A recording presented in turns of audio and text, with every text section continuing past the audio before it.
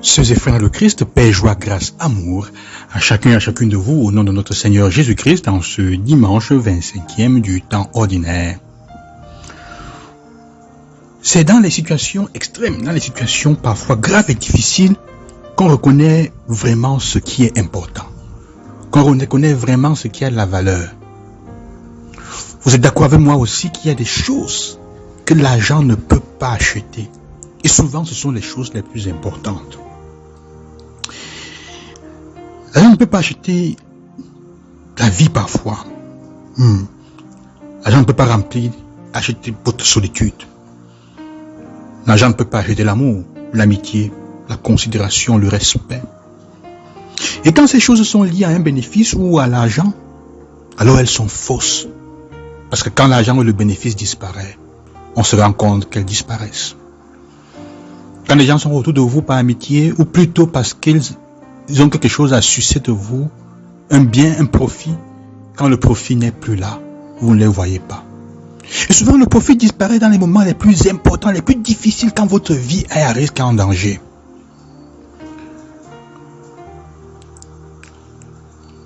L'argent ne pourra jamais vous amener à l'hôpital quand vous êtes à la maison seul, même si vous en avez des milliards sous le lit, même si votre lit matelas est fait d'argent. Il faudra quelqu'un pour vous y amener. Vous pourrez acheter autant de liqueurs que vous voudrez, de boissons, de drogues pour vous sortir de vos solitudes, de votre désespoir. Mais l'argent ne pourra pas acheter quelqu'un qui soit capable de vraiment vous consoler avec gratuité, de vous accompagner tout au long de votre vie. Alors c'est un peu... Je pense que la parole de Dieu aujourd'hui, d'une certaine manière, nous fait comprendre. Jésus raconte de cet homme, de cet intendant mauvais, à qui son patron demande de faire le compte rendu. J'ai entendu dire que tu as mal géré mon capital.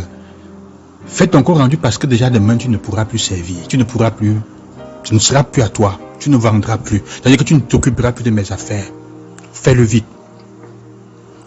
Alors le texte nous dit que le monsieur s'assoit et il pense. Comment est-ce que je vais faire? Mendier, je n'ai pas la force, j'ai honte. Travailler dans le champ, je n'ai pas la force. Et je sais ce que je vais faire, je vais m'asseoir. Il appelle tous ceux que c'est acquis qui doivent à son patron. C'est déjà un voleur. Il continue dans son affaire. Et il dit, assois-toi, tu dois combien? Oh, 100 barils d'huile. Écrit 80. Un autre combien? 100 sarderies, écrit 50. Et on nous dit que Jésus apprécie cet homme. Il apprécie, comment dire, il prie cet homme, si on peut dire comme ça, hein, de cette manière-là. Il fait l'éloge de ce gérant malhonnête. Parce que, pourquoi? Pas parce qu'il a volé, mais pas pour son habileté, car il a agi avec habileté. Il a agi avec sagesse, avec intelligence. Il a agi, il est malin. Il dit Jésus l'apprécie pour ça. En fait, c'est un homme qui, au moment le plus difficile, il pouvait s'asseoir et il emmagasiner encore beaucoup d'argent. Et dire à des débiteurs, ok, l'argent là vous tenez pour moi, on va voir comment il va faire, puisqu'on avait déjà dit qu'il ne serait plus là.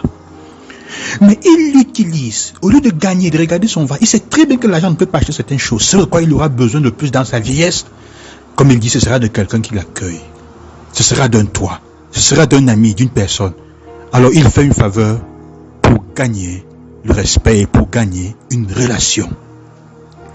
Le texte aujourd'hui nous fait comprendre que dans notre habileté, quand nous pensons être habiles, si notre habileté ne nous assure pas un futur de relation qui puisse nous aider et nous sauver, tôt ou tard, ce que vous avez de matériel est là aujourd'hui comme ça peut disparaître. L'unique chose qui ne peut pas disparaître, c'est le bien que vous avez fait à quelqu'un et qui reste éternellement.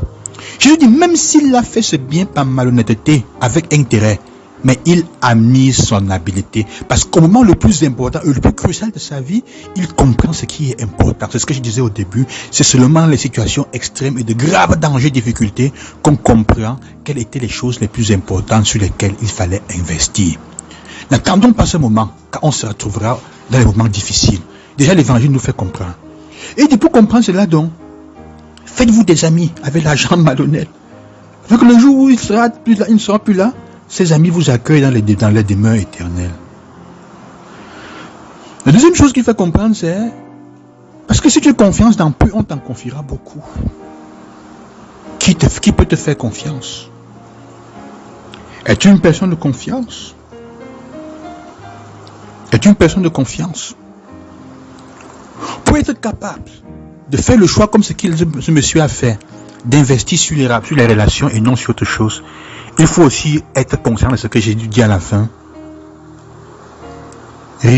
Aucun domestique ne peut servir deux maîtres. Ou bien il haïra l'un et aimera l'autre, ou bien il s'attachera à l'un et méprisera l'autre.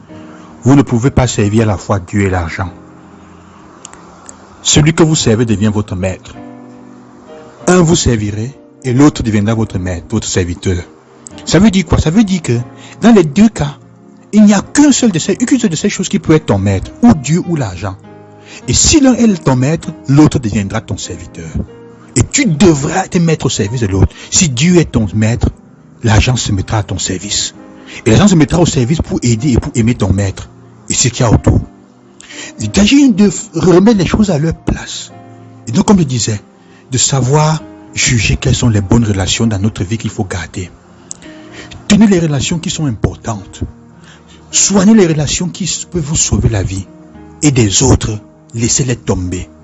Tous ceux qui viennent autour de vous parce qu'ils sont là simplement pour vous aduler, parce qu'il y a un gain, laissez-les tomber. On ne vous dit pas de ne pas les aider, mais vous ne pouvez pas construire sur leur amitié. Et souvent vous le savez. Mais comme souvent nous sommes tellement seuls et on n'a pas d'amis, on utilise l'argent et les moyens pour tenir les gens auprès de nous. Tôt ou tard, ces personnes vont s'en aller.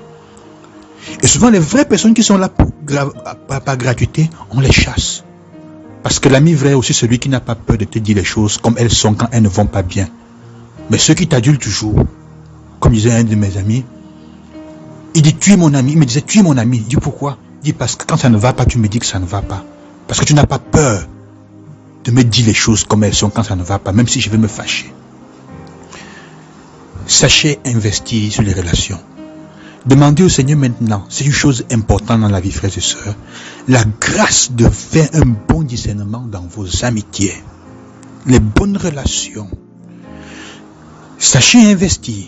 Et ceux qui font des grands business, si un homme méchant, et souvent les malhonnêtes et les bandits et les voleurs et les hommes d'affaires véreux, vous verrez qu'ils soignent mieux les relations que nous qui sommes parfois, nous disons, honnêtes. Nous soignons parfois mal nos relations. Et nous ne savons pas soigner bien les relations. Je prends un exemple. Parfois tu vas au marché, et la personne qui te sert bien parfois et qui te fait le cadeau, c'est la personne qui te vole. Elle sait comment te garder. Mais la personne qui est honnête parfois te vend, elle ne sait pas comment garder ses relations. Et dans beaucoup d'autres choses. Parfois il faut apprendre à perdre ce que tu penses être le bien pour demain, ou du temps, pour créer une relation. Tu ne sais pas ce que ça peut avoir demain. Il fait le bien. Alors la question est celle-là. Es-tu digne de confiance? Peut-on te faire confiance? Et qui est le Dieu que tu sers? Le temps vient où tu dois choisir. Il faut choisir. Quelle est la cause dont ta vie est au service, de laquelle ta vie est au service? Et je finis en disant, une vertu que nous devons cultiver à partir du fait de cet homme malhonnête, c'est la culture de la prudence. Soyez prudents en tout ce que vous faites, c'est une des vertus cardinales. Soyez prudents. Que le Seigneur vous bénisse et qu'il vous accompagne, frères et sœurs. Moi aussi, je vous bénis, je prie pour vous. Loué soit Jésus-Christ. À demain.